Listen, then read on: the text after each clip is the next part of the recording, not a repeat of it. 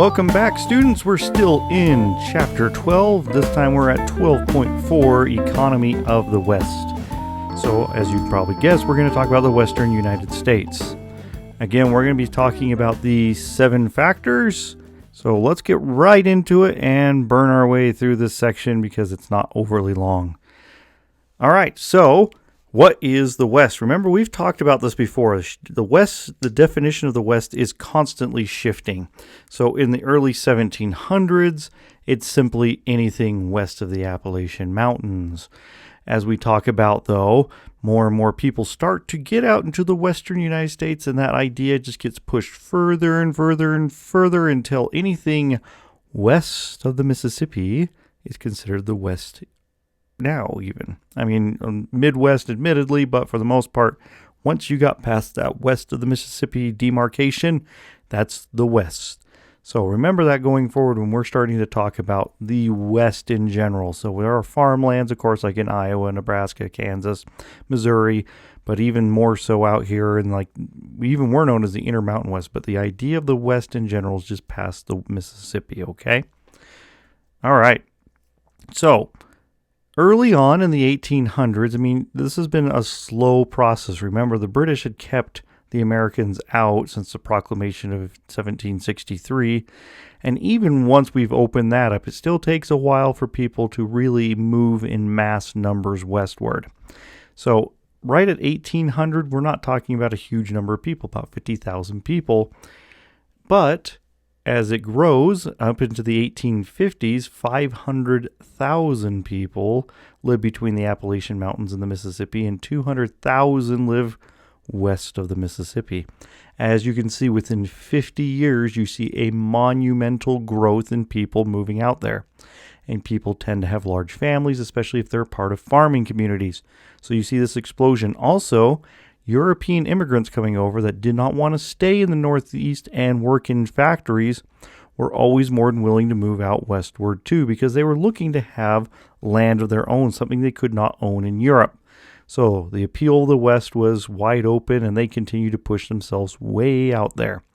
And so cheap farmland was all over the place. The United States government sold it for very cheap, or they had other programs in place where if you simply lived on the property for 5 years, they would give it to you. So, and there was abundance of it. It wasn't like there was a lack of farmland. Everywhere you looked, there was somewhere you could settle and farm. The United States still, for the most part, has lots of people working in the agricultural industry. This is how they make a living. They usually grow food for themselves, but this starts to change too once transportation increases. Now, also, as the railroads start to push westward, this is going to create more jobs. Now, very important to understand, though, it takes a while for railroads to come west. Most railroad development happens in the east first, especially in the northeast, slightly in the south, and it takes until about the 1860s and 70s before you see massive growth in rail lines westward. That's very important. There's not a lot of rail lines going westward. Lots of goods and services are still transported by ocean all the way around South America to California. And if you had to bring anything else, you'd have come across long roads that were usually unimproved and hard to get around, and it took you forever to get there. So trying to transport things by ground was not always an appealing measure because you would lose your profit just because it would take you so long to get there. All right, when natural resources, again, what's natural resources out there in the West? Farmland. There's lots of it. There's lots of open plains for people to get out there. And then, of course, admittedly, some of the ground's tough. And there's going to be some technological innovations that's going to change this tough ground and make it into fertile farmland for them to be able to use. But once they were out there farming, lots of times what would happen is they would grow ground nutrient depleting crops. And once the farmland was basically used up, there was so much free of it, they'd just pick up, move their house, and go buy some more cheap farmland. Or just settle somewhere else for 5 years and grow on there, and then they would just have the farm to themselves again. So they didn't take the necessary time just to constantly improve the land that they were in. They would just farm it and then move on. Now, there, of course, were people that would stay around for generations upon generations. That's why there's still people that live in that area now. But for the most part, if you could move your family, you could just go somewhere else if you needed to. Also, other resources out in the West was being discovered. In Utah, of course, we have copper. In other areas, you start to find coal, and then you find iron ore, and you turn it into steel, and then you start transporting it over to Pittsburgh, and they start to refine it. And pretty soon, before you know it, the United States is making huge amounts of steel and pig iron. So the United States economy starts to develop from material in the West being shipped back to the East. And then, like I said, doesn't really explode via rail traffic till much later, so lots of it would be transported by a boat. Okay. Other material, of course, is found like the California gold rush, as we're well aware, and also up in the northwestern part of the United States. Now, as we know, up in Washington and Oregon, there was huge amounts of lumber for them to be able to cut down and sell and build homes with. So lots and lots of natural resources in the West. The West is a plethora, especially of mineral wealth. Okay, equipment and tools. So a few things start to change that improve farming out here. One thing is that it used to require a huge amount of labor, especially when it came to wheat, to harvest it. You'd have to get a bunch of people out there with scythes, and they'd have to be cutting it down by hand, and it would take forever because you had to have human labor doing it. And again, you could only swing that scythe so many times before you'd just be exhausted. So what happens? Well, they make a change. The mechanical reaper is developed. Basically, it's a machine that you could pull by a horse, and you could just have it mechanically cut down your wheat, and it would separate it out too. So you basically manage to move past two things once you have the mechanical reaper fully developed. Admittedly, first time it was just cutting it down, but that's 90% of the work. Gathering it's not a whole lot of work after that. So the mechanical reaper really shifts things where you do not need large amounts of families working on a farm in order to make a large farm productive. Now you could have a few people own a large tract of land, and they could now harvest huge yields of crops, which allow them now to take that and turn it into food, excess food that they can now sell.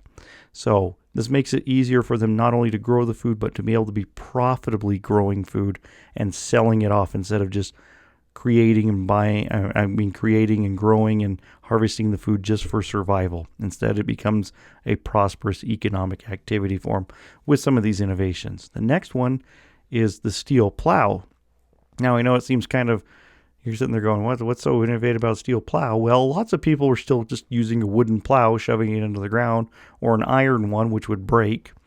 And they would be able to do on like the nice, gentle southern lands. You'd be able to plow those fields really easily. Out in the Midwest, it's very heavy soil. And not only that, you have heavy topsoil on top of it, which would break the plows or they'd just get stuck in them. Once the steel plow is in there, it makes it very easy to be able to push through that heavy overburden, tear it apart, and now be able to use that farmland as productive. And once you get past that heavy overburden, you now have very rich, lush soil that you can grow a lot of different crops on.